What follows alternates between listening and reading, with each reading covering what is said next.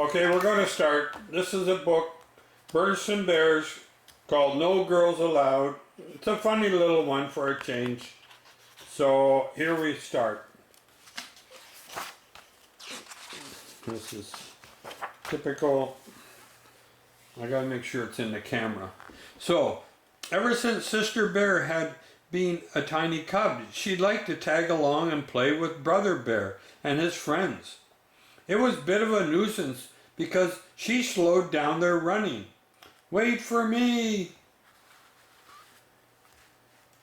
Interfered with their climbing, not so high, and messed up their marble games. Oh, that slipped. But as she grew older, things changed. She still liked to tag along with her older brother and his friends, and it was no longer a bit of a nuisance. It was a big nuisance. She got to be a fast runner and outran brother and his friends. Look at her go, said Papa. Look at her, Speedy Gonzales. She got to be a good climber and out-climbed them. Oh dear, said Mama. I do wish you'd be more careful. And she won all their marbles.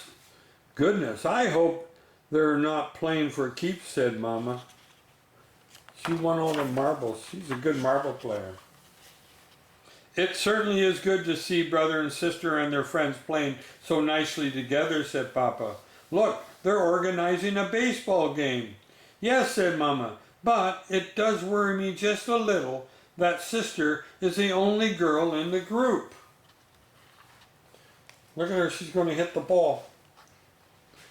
Now, Mama, said Papa, it's not whether you're a he or a she that counts. It's how you play the game. Look, she just hit a home run. Bravo. I agree, said Mama, but think back. How would you have liked it when you were a cub if some little girl could outrun, outclimb, and outhit you? Papa thought for a moment. I wouldn't have liked it, he said. Brother and his friends didn't like losing either. And what made it worse was the way sister celebrated every time she won. Her victory dance and cartwheels were annoying, but it was the war of whoops what really got everybody's nerves. I guess she was whooping. Then one day when sister was planning to tag along as usual, her playmates were nowhere to be seen. No matter, she thought, and went about her business. She picked wildflowers for Mama and jumped rope with a few butterflies. Playing with the butterflies. That's cool. When there were no cubs around the next day, she was puzzled. But there was plenty to do.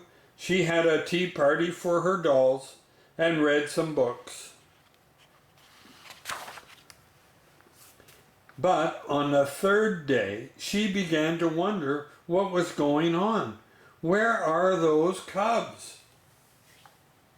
She said aloud. They weren't in the climbing tree. They weren't playing marbles.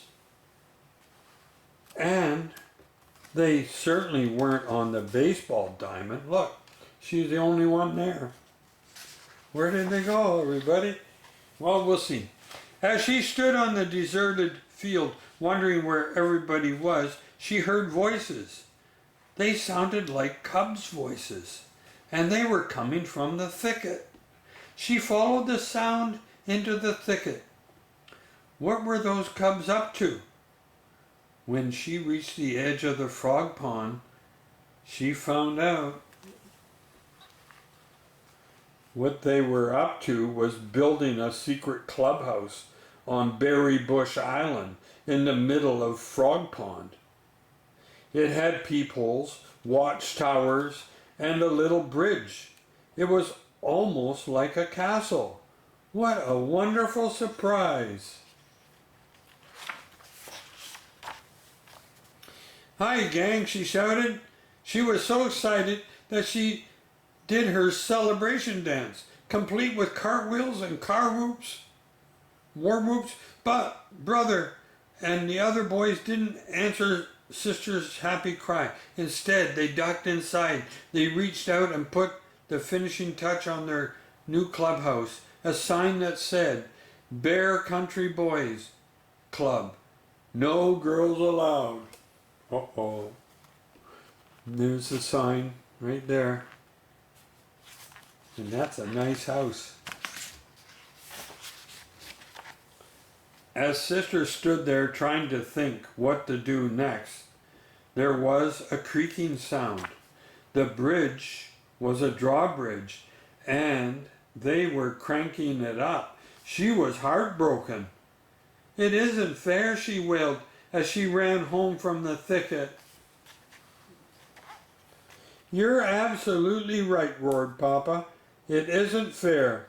Come, we're going back there and make them take you into their silly club, and if they don't, I'm going to tear that clubhouse limb from limb." Oh, trouble on the horizon, boys and girls. But Mama stopped them. "I don't think that's the answer," she said. "Those boys are being unfair. Sometimes boys act that way, so do girls, but whoever does it is wrong. The important thing is not whether you are a boy or a girl, but the sort of person you are. And be that as it may, you can't make cubs want to play with you." "No," said sister, "but you can tear them limb from limb. Come on, Papa." Well, she's going over there. "Wouldn't it be a better idea," suggested Mama, "for you to form your own club and build a secret clubhouse of your own?" "Could I?" said sister. "This old climbing tree might be a good spot for it," said Papa. "And I'll help." "Terrific," said sister.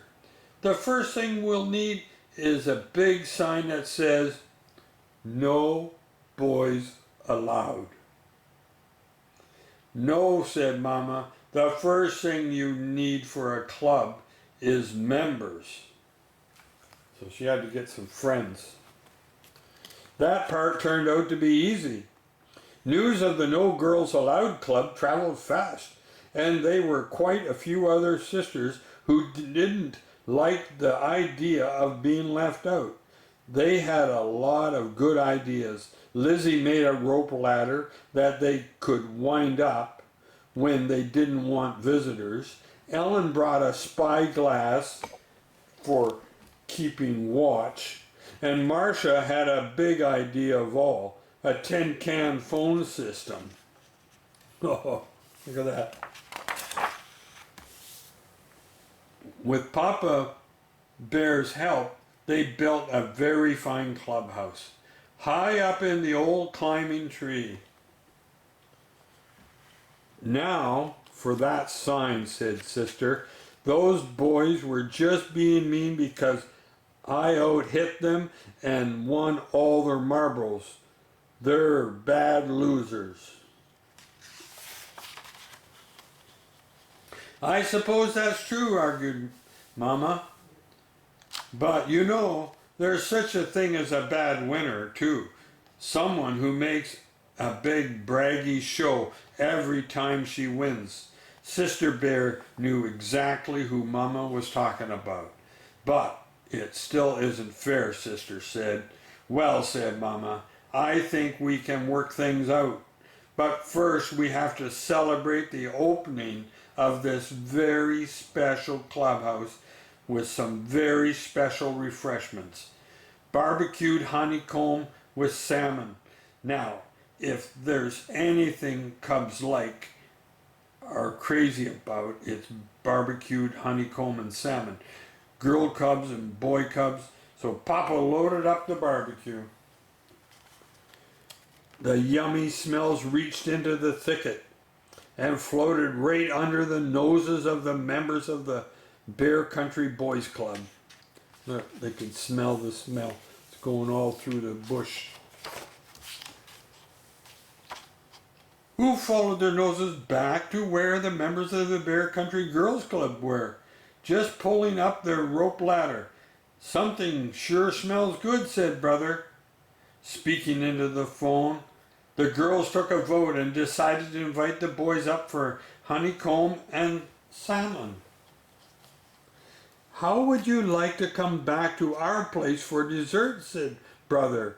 Our berry crop is ripe for picking.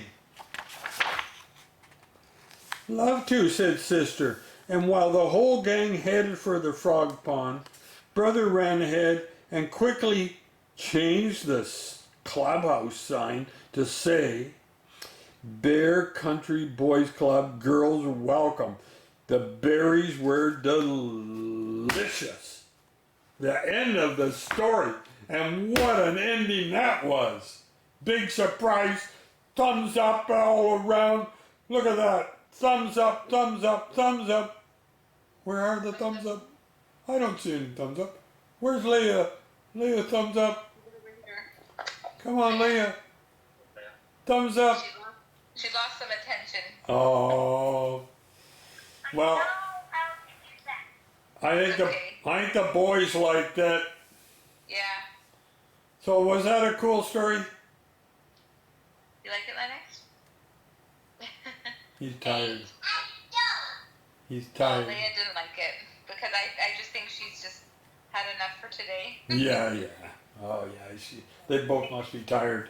Sydney, how'd you like the story there, Sydney? How'd you like the story, buddy? Sydney. Is good? Thumbs up?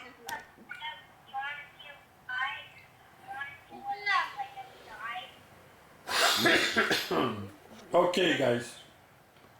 Thanks for watching, and we'll see you next week.